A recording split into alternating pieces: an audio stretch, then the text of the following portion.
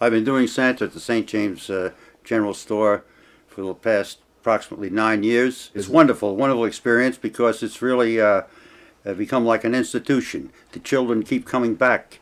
The families keep coming back, and there's no push on buying anything. We give them candy canes. They take their own pictures free of charge, and they even bring their little Christmas lists, which I save. The county took over the store about 2 years ago, and each year I have to fill out forms for the county.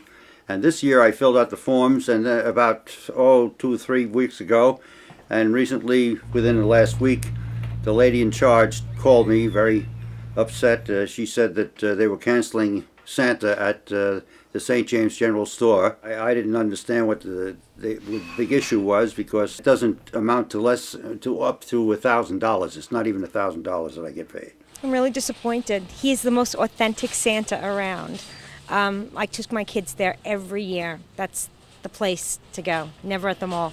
I would always take them to see that Santa Claus. That's the way things go right now. Everything's being cut. I understand, they're all trying to cut back on expenses and everything, but it's a shame that they're not keeping up with the Christmas spirit.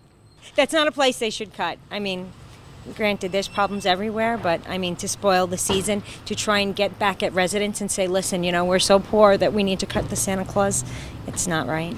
Well, I have to make sure that everything fits and everything is properly in shape, and I gear up so that I try to appear like it's my usual clothing, because the kids, some of them are a little skeptical, and you have to convince them, and others just run right over and give you a big kiss. I think there's been a big mistake made here, because it's not that much of a monetary decision, and I think for public relation wise it's bad, but also because Christmas time is a certain time for children, and I think it's a big error.